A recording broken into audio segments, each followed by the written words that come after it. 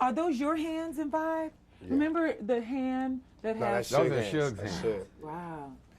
Yeah, that one. I present him. All right, great, good. Yeah, congratulations on the nomination. Thank you. That means a lot. Your life has changed dramatically in the last 3 years, and then particularly in these last 3 months. No doubt. Okay? Yeah, not lying. It has been a big difference. What's it mean to you, especially these last 2-3 months of your life? It is a good reward for the patience of being in a maximum security penitentiary. You know, all the times when I could have acted up, or all the times when I could have went one way and I was like, I know this ain't forever. I'm gonna just ride this out, and I know it's gonna be my time again. And now it is my time again, and I appreciate everybody that wrote me letters, telling me to be patient and wait, everybody that, you know, helped me to see that, you know, as long as you got your faith, you know, you can ride anything. There's nothing too scary where I'm gonna just give up, you know what I mean? I've seen hell and everything after it, so. It's been some very interesting articles out recently. This man here is responsible, Papa G, getting a lot of press out about you all. Let me ask a comment about one of the things that I read. Certainly you're here at the family now. You all call this a family. What's it mean for you to be here with Death Row? It means that I have to give my 110% so that all the rappers under me can give their 110%, so that everybody else, all the peer rappers like the Dog Pound or Snoop, to give their 110%, should give his 110%, Papa G give his 110%, and that's what makes Death Row Death Row. That's what makes us have record-breaking album sales and things like that. Is we give 110%. So for me, it's good. It just means that, you know, I'm somewhere where if you're persistent and efficient, you get rewarded, and that's what everybody wishes for. Your focus seems clear. I think, like you said, being in maximum security, certainly there's a lot of things for one's head and one's focus and desires and dreams.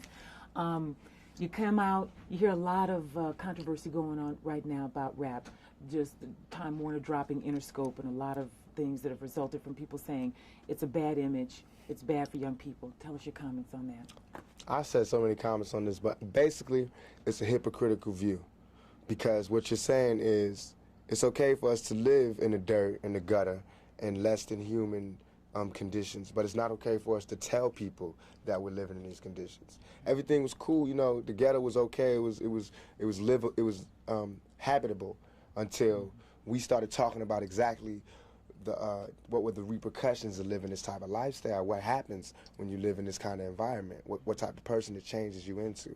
Now all of a sudden it's like you can't talk about that. But this is what we live in. We don't have a choice. You know what I mean? It's either we really kill people, do dope, sell dope, and have murders and do all this crazy stuff, or we talk about the fact that we got so close, man. If it wasn't for this rap thing, we would really have to do A, B, and C.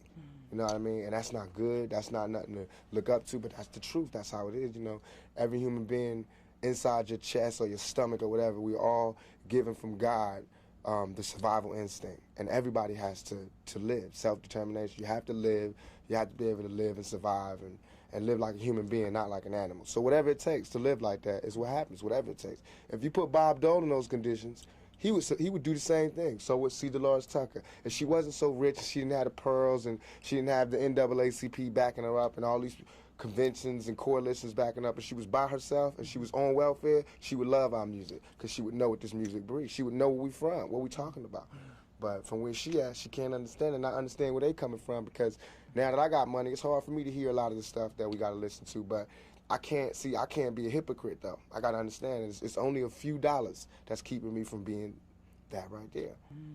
Image is everything. Papa G is taking good care of you guys, you know.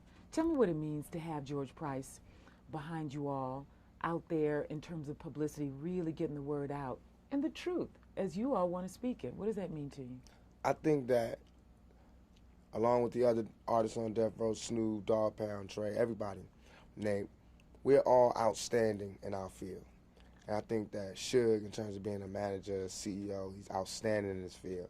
I think that Papa G is just keeping that tradition along by being outstanding in the field of publicity and getting the things that we have in our head to the heads of millions of people and letting them see what we see and look at it how we want them to look at it. You know what I mean? Like the vibe cover, that's how we feel, like a mob, like a family. You know, we want people to see that. Not mob like guns and things, but mob like family. Like you say to do this, we do this.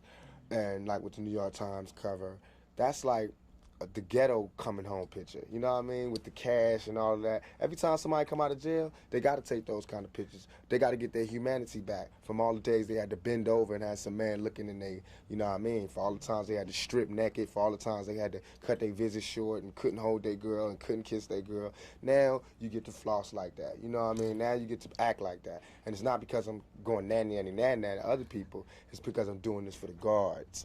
You know, for the people who thought I was guilty, for everything, for all the people who didn't believe that it could come to this point.